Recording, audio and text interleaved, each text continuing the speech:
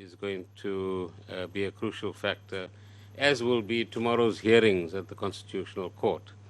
So we're also trying to be careful not to preempt the court in any way, and the court will finally determine the shape and direction of many of the issues that we'll be looking at. You've spelt out the purpose of our being here. We will briefly cover where does executive responsibility lie for the payment of grants, and the respective roles of the Social Development Department, SASSA, and indeed the National Treasury itself. We will also give you numbers about the operational budget of SASSA, the social grants budget that they actually manage as well, which on the average is between 2 and 2.5 billion rands a year. So you're right, it's a lot of money. The procurement processes that need to follow in any of these instances. The chronology of events, number 5, between, as you said, the Constitutional Court hearing in 2012, its decision in 2013, its subsequent decision in 2014, and up to the present time, to the extent that we've been involved in this. Number 6 is how does money flow from the National Revenue Account, the South African Reserve Bank, finally to the grant recipients, because that's been quite a mystery for us to solve. As I was indicating to you earlier, even late yesterday afternoon, we're trying to figure out exactly how much of time is spent where, in how many different accounts before the money gets to the grant recipient or the beneficiary. The application from SASSA in respect of deviation from the procurement rules, and some insight into the correspondence between ourselves and social development. Number 9 refers you to the court judgments of 2013, 2014, and March 2015. There are various SASSA submissions to the court as well. And again, the SASSA people might be more useful than ourselves in this regard. And then finally, where do we stand currently? Last week, government formed a ministerial task team that has met 3 times already since last Thursday, and what are some of the matters that they are looking at. And we then round up and avail ourselves to any questions that you might have.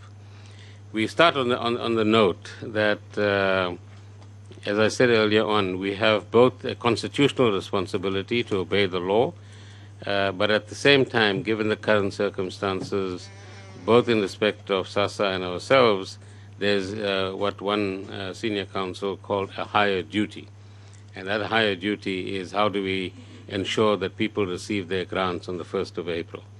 And I want to say very categorically that everything that we are doing at the moment is directed at ensuring within legal bounds, and where flexibility is required, the court must determine that flexibility, how grants are to be paid on the 1st of April. And I'm fairly confident that grants will be paid on the 1st of April. The question is, what route do we travel between now and then to place ourselves in that position? As you pointed out, Chair, your invitations said that there are 4 issues we need to address: our role in development subsequent to the Constitutional Court rulings, Treasury's understanding and observation of processes in SASSA itself, our own position and role in the current contract being negotiated, and we'll clarify that for you as to what is being negotiated and what isn't, and any other relevant information in respect of grant disbursement and the contracts that apply. The executive responsibility issue is quite important because we don't want to confuse roles here. As I said, we're just a supporting act. Prime responsibility remains with my colleague, Minister Dlamini, the Minister of Social Development, and the entity that reports to her, SASSA. And this slide essentially covers that. I think all of you have copies now, so I'm not going to read the detail if that's okay with you. And in a letter that we received dated February 8th, which we quote here, a paragraph of, this point is actually emphasized, that the Department of Social Development is a sector department primarily in charge and responsible for social security, and more particularly the payment of grants. We agree with that. In our response, amongst the things that we've said is that in terms of Section 2161, which I'm sure you're very familiar with, and by the way, which should be exercised a lot more in government, the Minister of Finance and National Treasury are mandated to ensure transparency, accountability, and sound financial controls in the management of the country's public finances, which, as we know, is not always the case. So we describe our role as being fourfold. These are the four areas. First, as part of the budgeting process in government, as determined by Cabinet, what is the budget that is assigned to the department and its entities? In the first instance, what is the administrative budget? In the second instance, what's the budget for the actual social grants that are paid? And then what has been allocated over the years in terms of what is called the insourcing project. That is when SASSA said to the Constitutional Court, don't worry, we in the future are going to be able to develop a set of systems that will ensure that grants are actually paid. In other words, SASSA itself will pay. Secondly, we are responsible for the procurement framework, as we outline here, which essentially relies on the foundation in the Constitution in Section 217 and the various pieces of legislation, including the PFMA, the Triple PFA, and various instruction notes pursuant on that, and in particular the instruction note number 3, which we'll refer to later, and sections 8.1 to 8.5. And these are the sections that allow a CEO of an entity to apply his or her mind in deviating from a competitive process as Section 217 of the Constitution requires. The third is the oversight and support role. And here, again, in terms of Section 216 of the Constitution, financial management, setting of norms and standards, and where appropriate and requested advisory support and support in respect of any policy decision that a department or entity might want to take. And the fourth is, more generally speaking, what we might call national interest. In this instance, the national interest would be that we all want to make sure that grants are paid on the 1st of April. These numbers are the administrative budgets of SASSA. The projected expenditure for 17-18 is 7.7 billion, of which 7.2 billion is a transfer from the Department of Social Development, and the balance are surplus funds that they've been retaining. The budget availability normally exceeds, as we point out here, spending for each of the past 3 years. So there's a buffer, if you like, that they have. And 2.1 billion rands is estimated spending on payment of contractors in 16-17 and 2.3 billion rands in 17-18. So, honorable members have, Chairperson, numbers available to them now from 13-14 right up to estimates for 2019-2020, which will give you some idea of what we are talking about in terms of monies that are available. So there's no shortage of money in the system to do that which is required to be done, both administratively and in terms of payment of grants. Here is a more detailed table in respect on the left-hand side of each of the types of grants that are paid, and for that period again, 2013-14 to 2019-20. Of course, the latter years will be estimates. What are the amounts made available either in the original budget or in the adjustment appropriations. So the total budget for social grants for 2017-18 is 151.6 billion rands, growing to 175.6 billion rands in 1920. That is the outer years. The regulatory framework, as I pointed out earlier on, is built upon Section 217 of the Constitution, the PFMA, the Treasury regulations, and the instruction note that I referred to earlier on. In terms of procurement, and I'm sure we'll come back to this issue, but we quote here Section 217 of the Constitution and the relevant provisions within the PFMA, the Treasury regulations and instructions. And essentially we're saying here that in terms of the Constitution, all tenders must be advertised so that there can be a competitive process. So the key is emphasis is on competitiveness. In other words, anybody who wants an opportunity to bid to do a particular piece of government work must be allowed to do so, and allowed to indicate what their costs will be so that government can get best value. Except where, of course, you get collusion like we had in the construction industry, which Minister Patel and the PICC have been dealing with in recent times. In exceptional cases, as we point out here, deviations from competitive bidding process can be followed for emergencies, that are natural disasters, in instances where you have sole suppliers, and certain other exceptional cases. And in other instances, expansions and variations of existing contracts are allowed up to 15% or 15 million rands. These are a lot of technical details here, but they're important when you apply your minds to a particular application that might come from an entity. So our responsibility as the National Treasury, again in respect of procurement, in terms of the PFMA, is to monitor and assess the implementation of the Act, including any prescribed norms and standards in provincial departments, in public entities, and in constitutional institutions, to set out a procurement framework, which is described in Chapter 16A of the Treasury regulations and various instruction notes and circulars. You know, bureaucrats like instruction notes and circulars, so there's any number of them, and give approvals as may be necessary from time to time if the proper processes are actually followed.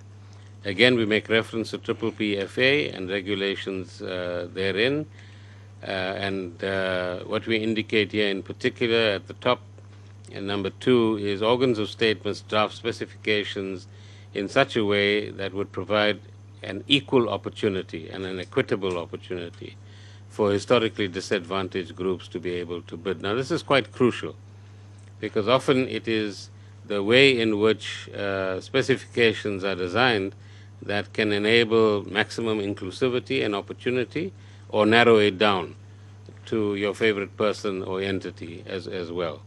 So often this is the gaming area in the procurement processes as well, if we have to be frank with you, and I'm sure some of you know this as well. The decisions from courts obviously are binding, and this sets out the obvious outcome of any court process that might be followed at a particular stage. This is the crucial one that might apply in this instance and has now begun to apply, which is Note 3 of 2016-17. And these are the 5 instances when a CEO or accounting officer may consider deviation from the normal competitive bidding process. So you can read this, but the first one says the accounting officer or accounting authority must only deviate from inviting competitive bids in cases of emergency and sole supplier status, which is what we pointed out earlier on. Second one, an emergency procurement may occur when there is a serious and unexpected situation that poses an immediate risk to health, life, property, etc. So these are, let's call it often acts of God, as the insurance industry might describe them.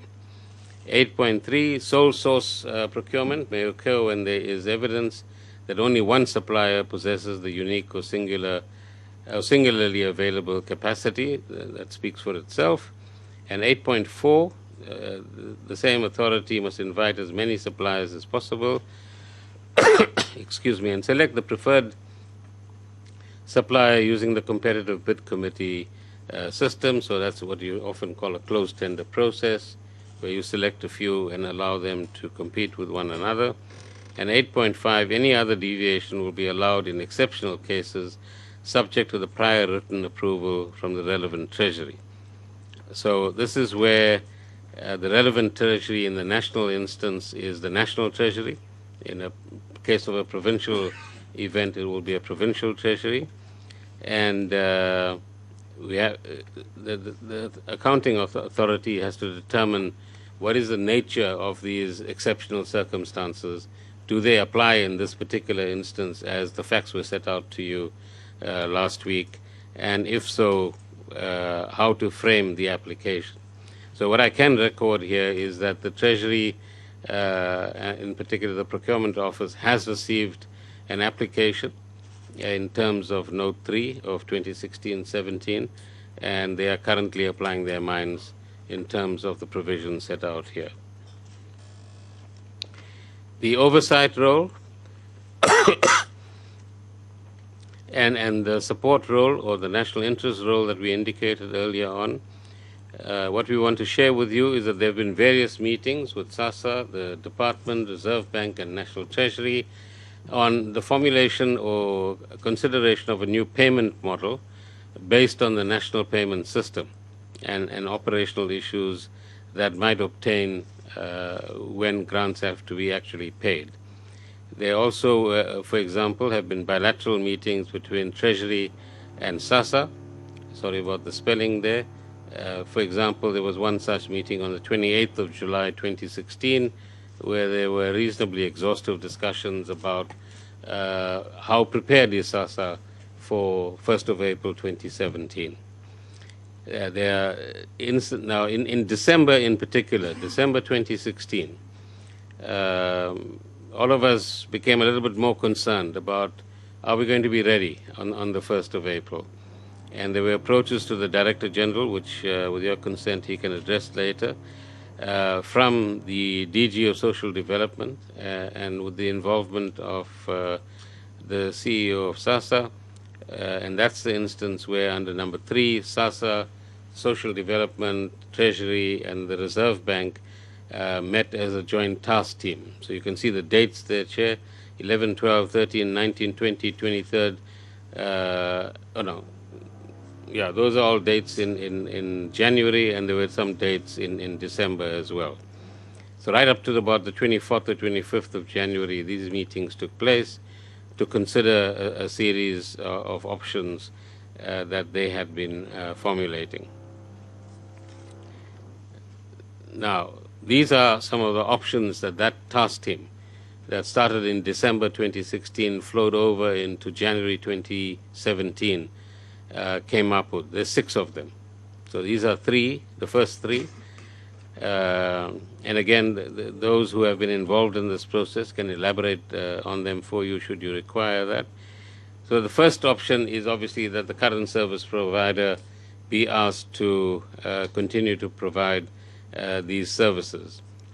Now, what is of crucial importance here is to draw a distinction between the extension of the existing tender, let's call that option A, and a new tender, let's call that option B. So those are 2 different propositions.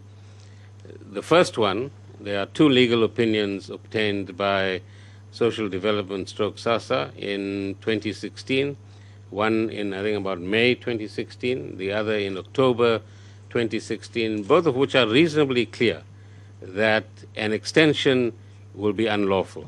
That's option 1, option A. It will be unlawful because the court has declared this tender to be unlawful. And that if you do want to exercise that option, you have to go back to the Constitutional Court and, in a sense, get their consent that everything you've said to them before doesn't apply any longer, and you want option 1 here and option A of the 2 options that are indicated to actually apply. The second option, option B, is the alternate option where you initiate a new tender process. So just keep that in mind because we're going to repeatedly come back to that. Option 2 here is that banks that provide services to the majority of beneficiaries, in this instance Grindrod Bank, be utilized in some way. Now, Grindrod Bank apparently has accounts for each of the recipients, and there's a distinction between recipient and beneficiary. The recipient could be a parent who receives a grant for himself or herself, plus 3 children, for example. So there are 10.5 million recipients of grants, but there are 17 million beneficiaries of grants. So that's a distinction that you might want to bear in mind as well. So you could utilize that bank. The option 3, use all the banks who want to comply with SASSA's requirements and use their network to actually distribute grants. Option 4, there are approximately 60% of beneficiaries or recipients who have access to some kind of banking services in one form or another, and again the banking option could be utilized in one form or another. Option 5 is to utilize the facilities that the South African Post Office currently has and proposes to develop. And option 6 is where the service provider for cash distribution to grant recipients who are currently using cash pay points is also utilized to complement other options above. In other words, option 6 is about combining the banking option with the cash payment option as well. So those were the 6 options that under the leadership of the 2 DGs they emerged with. The social grants tender process timeline and the litigation timeline is what we now take you through briefly. Again, I won't go through the details, Chair. You have this in front of you. This outlines, and I'm sure this information was made available to you on the last occasion, how the tender under consideration right now by everyone concerned, which expires on the 31st of March 2017, how it evolved from 15th of April 2011 to the 3rd of February 2012, or in particular 17th of January 2012 when it was awarded to CPS. And of course, once it was awarded, you then move from the tender process into the litigation process, because now that award of the tender is contested and the court processes then begin to emerge, High Court, Supreme Court, and ultimately in November 2013, the Constitutional Court decides on this matter as well. So you can see on this slide the North Gauteng High Court and the approximate dates when that court considered this matter, then the Supreme Court of Appeals and the approximate dates when that court considered this matter,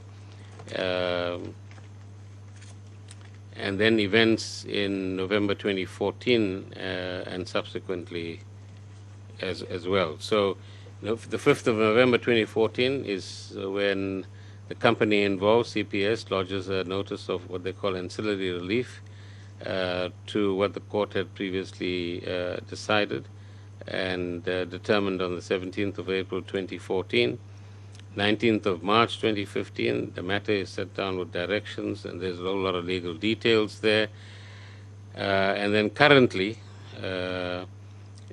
as you know, there's an application that the Constitutional Court will consider tomorrow from the Black Sash, and it will also consider whether Freedom Under Law, whether Corruption Watch, and possibly even the Post Office can participate in the processes in court tomorrow, because the Post Office has a set of proposals they would like the court to actually consider as well.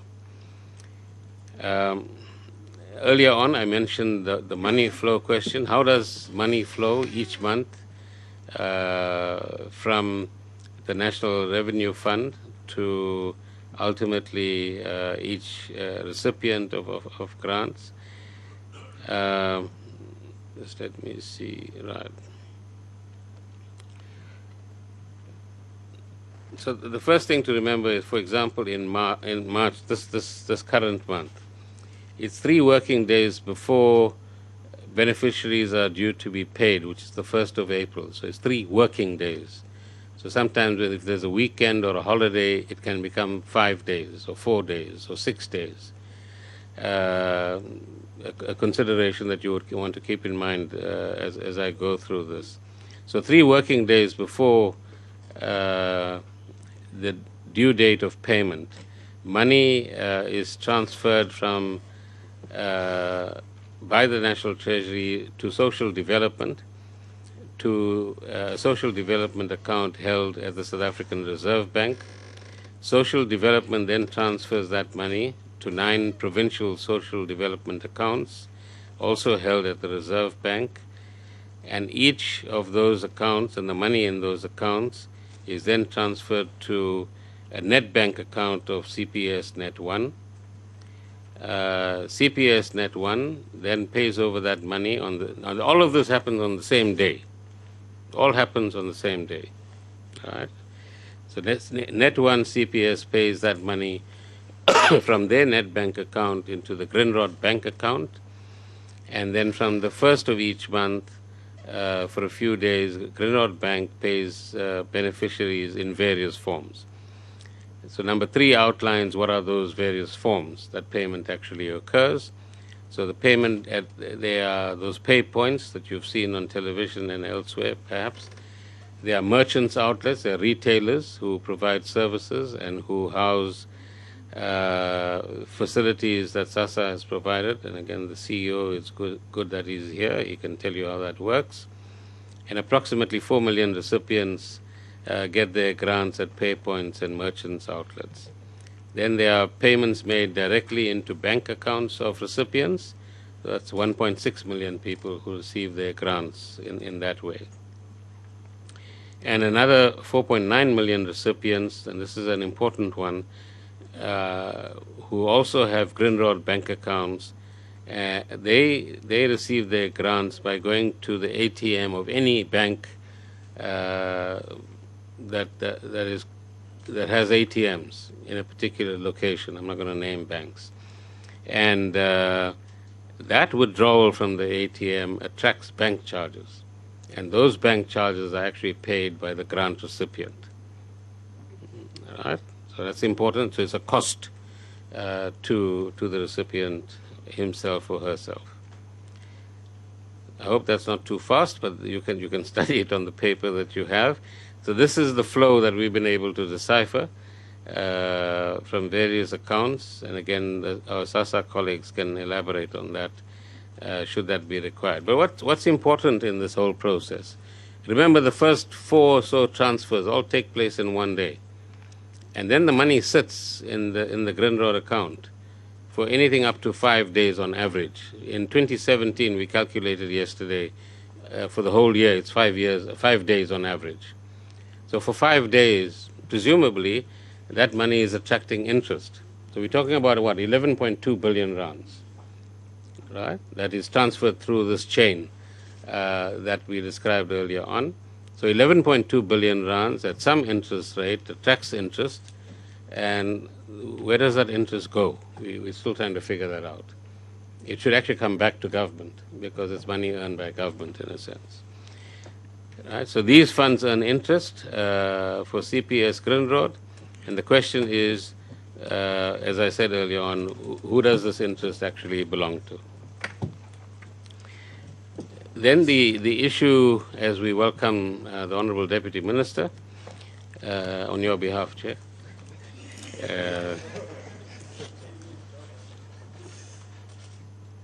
The last thing I want to do is take his job away.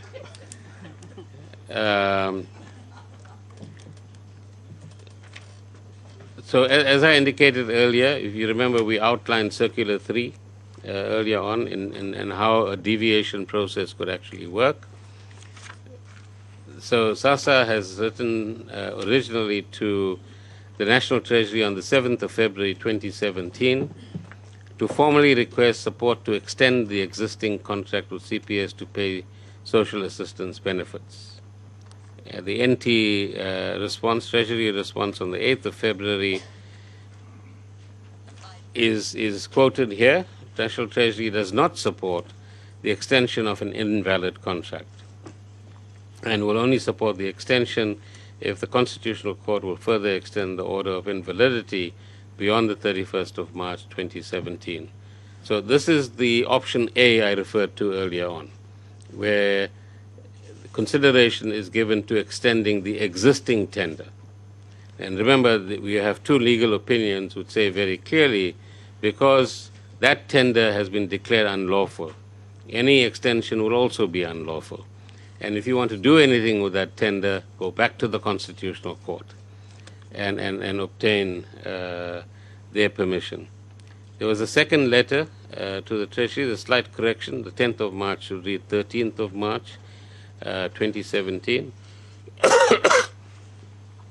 And this, Chair, is now in relation to the option B that I described earlier, inverted commas, a new tender, and a formal application for deviation in terms of that 8.1 to 8.5 that I was describing earlier on, submitted to the National Treasury, and of course our officials in terms of the law are applying their minds to the application for deviation. There were various exchanges, as I indicated, between the two ministries and the Procurement Office and SASSA. This gives you a summary of those exchanges.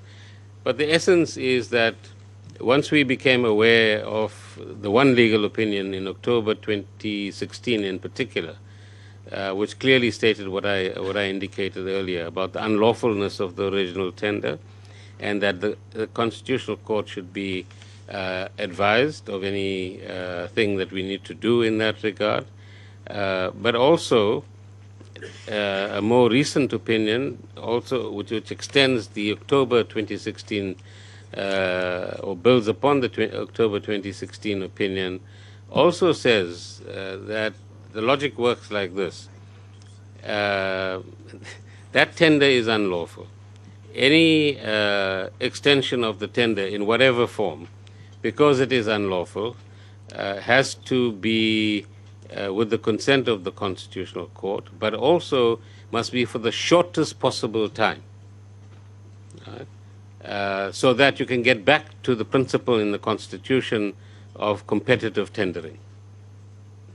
Right? So whatever abnormal activity or process you have to follow in order to make sure that grants are paid on the 1st of April, you've got to go back to the competitive process as soon as possible, or some process that is acceptable within the law. So, Chair, if you don't mind, I'm not going to take you through all of this, but it's here for the record. Letters from SASSA, or between SASSA and the Procurement Office, which also reflects some of the things that I've been saying earlier on, are listed here as well. The various Constitutional Court rulings, I've been referring to them on and off. The 29th of November 2013 is the first ruling of the judgment of the Constitutional Court, which essentially says that it wanted further submissions on the basis set out in the first dash on the 29th of November 2013, that it will be inappropriate to make a decision on a just and equitable remedy in the absence of further information and argument on these issues. That led to that being followed, and then a second judgment on the 17th of April 2014, and the order of the court, that's the decision of the court, is outlined at the top of the slide, that the contract between SASSA and CPS is declared invalid, as I indicated earlier. The declaration of invalidity is suspended, pending the decision whether to award a new tender after the tender process is rerun. So the court has the ability to say, although something is illegal, because of what we described earlier on as the higher duty to ensure that people continue to receive the grants, it can suspend the unlawfulness until a new process is put into place to ensure that there's continuation in payment of grants into the future.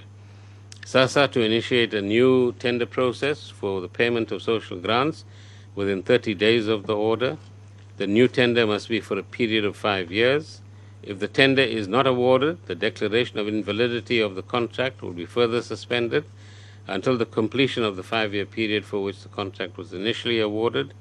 Within 14 days of the decision not to award the tender, sorry about the spelling errors, SASSA must lodge a report with the registrar of the court setting out all the relevant information on whether and when it would be ready to assume the duty to pay grants itself. The principles established by the court, and this judgment is quite important, so you might want to study it in your spare time as this issue unfolds, because these principles have a great deal of import for other situations as well. So some of those principles are that the company involved in this instance becomes an organ of state and has a legal obligation to ensure that there is no disruption in the provision of grants. In other words, they just can't walk away. Now, so it says that if a state entity contracts with another, even private entity, to deliver a service, that private entity becomes, during the process of delivery of services, an organ of state, and has all the obligations of an organ of state to continue to deliver the services, and can't just say, I'm walking away from this. And that will be a matter of interest in the next day or so, as this matter is argued before the Constitutional Court. CPS may not benefit under an unlawful contract. Of course, CPS is contesting this. So essentially it is saying because the contract was unlawful, I don't know what benefit means here, but it could mean that you don't profit from it because it's illegal in the first place. So that's the literal translation we can give it. Public procurement must be transparent and be accountable. That's self-explanatory. Now, on the 24th of March 2015, the court ordered delivered a composite order, as it is called, that CPS has only the following 5 remaining objections to the draft amended RFP. This is now the tender which arose from the response to the judgments of the Constitutional Court, as we could find them. The appointment of bid specification committees on the 26th of May 2014. The second report in terms of the appointment of the bid evaluation committee and the bid adjudication committee, October 2015. Third report, decision not to make an award. So this is the decision by SASSA that the RFP, despite the responses to the RFP, no tender will be awarded, and that SASSA itself will undertake the responsibility to develop, let's call it a system.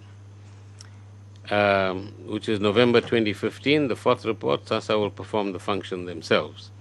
The court then discharged its supervisory jurisdiction. In other words, the court said, now that you are taking responsibility to develop a system to pay out grants, we don't have to keep an eye on you, supervise you. 2nd of March 2017 is the fifth report. That's a very recent one.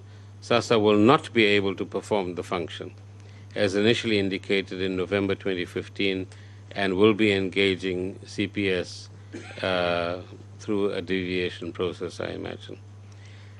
In terms of current discussions, as we saw in the media, I'm not sure what was said a week ago here, there were discussions between SASSA DSD delegation and CPS as a company, and that was prior to a deviation being obtained.